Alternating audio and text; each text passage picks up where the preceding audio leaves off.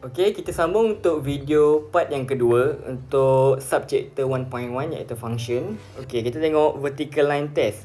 Vertical line test ni digunakan untuk menentukan sama ada sesuatu function itu sesuatu graf ataupun function itu adalah function ataupun bukan.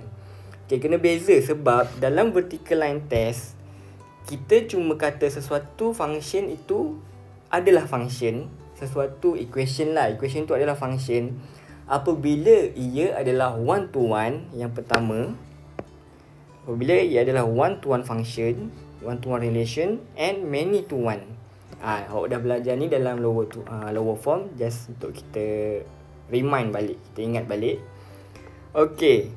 So vertical line test, nama pun vertical line. Maksudnya kita kena buat satu vertical line. Awak nak buat garis solid pun boleh, tak buat solid pun boleh. Tapi kita nak faham, kita buat solid je lah. Biasanya dia buat putus-putus.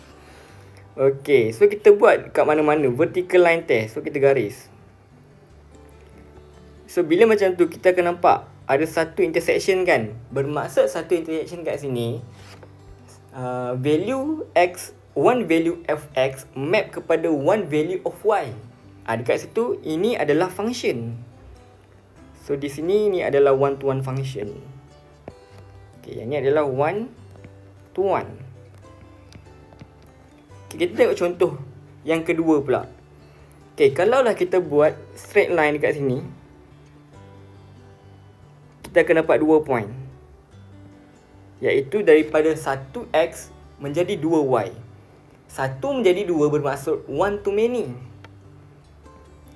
One to many.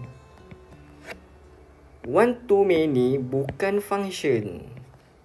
So ni function, yang kedua bukan function. Okey, yang ketiga pula. Kita tengok yang ketiga. Kalau kita buat straight line macam ni, kita akan ada satu intersection. Okey, so yang ni kita pun boleh kata dia macam kita nampak satu value of x akan pergi satu value of y. Okey, tapi kita tengok case yang sebelah sini pula. Dia boleh jadi macam sama. Dekat sini. So kat sini kita akan nampak y dia ni berkongsi nilai yang sama. Tapi x dia 2.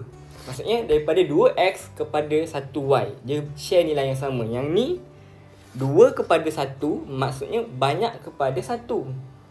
So this is many to 1. This is a function. Okay, so kalau awak buat vertical line test, awak dapat terus directly 2 point. Macam yang contoh kedua ni, direct 2 point, dia bukan function. Dalam case yang pertama dan example yang kedua, kita hanya dapat satu kan. Walaupun yang kedua tu kita boleh buat 2 tempat. So kat situ je ada just many to one. Okay, tu vertical line test. So awak boleh beza lah. Ingat dah sampai bila-bila function cuma one to one and many to one relation. Okay, dan yang kedua kita akan tengok macam mana cara untuk menentukan image ataupun objek sesuatu function. Determine image or object of a function je, bukan a. Okay, ada typo di situ. Off kat sini ya, bukan a. Okay, so kita tengok contoh. Contoh dia, kalau awak ada kat sini, fx adalah 4x plus 3, find the image of 2. Dekat sini, kita nak cari image. 2 dekat sini adalah objek. This one is object. Sebab kita nak cari image kan. So, objek ni adalah mewakili elemen-elemen di dalam x. So, kita substitute. Guna highlight lah. Okay, x kepada 3. So ganti semua value yang kita nampak x tu kita ganti dengan 3. So ganti dengan 3 kan. 3 pula, dalam kes ni 2. Cikgu salah kat sini kan. Okay, padam sikit, tak apa. Kita padam sikit.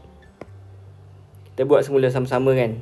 Okay, so 2 kita gantikan dengan 2. So gantikan dengan 2. So 4 kali 2 8. 8 tambah 3 11. So dapat 11. So image of 2 is 11. Okay. So soalan kedua, F5. F5 ini maksud kita gantikan 5 ke dalam X. So F gantikan 5. So 4 dalam kurungan 5 plus 3. So awak akan dapat 23. Tu cara nak cari image. Macam mana pula nak cari objek? Kita tengok nombor 2. So kita ada function fx equal 3x minus 7. So find the object of 2. Okay, dalam kes ni 2 dekat sini adalah image. Image kita tak gantikan dalam x. Tapi kita samakan function tu dengan image tersebut. Kalau awak tengok ni, contoh je ni lah.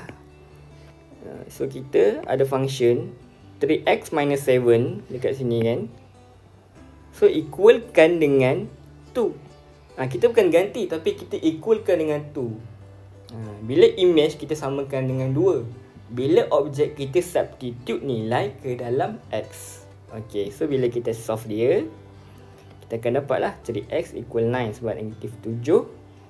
Kita tambah both side dengan 7 atau pindahkan dapat 9. So x sama dengan 3. Okay, contoh yang kedua, soalan yang kedua, value of x if fx equal 5. So kita samakan function dengan 5. Function kita adalah 3x minus 7 equal 5. So 3x equal 12 and x equal 4. Okay, so itulah cara nak cari image ataupun objek sesuatu function. Okay, so untuk kelas ni sampai di sini sahaja. Kalau ada apa-apa boleh tanya cikgu nanti. Okay, Assalamualaikum warahmatullahi wabarakatuh.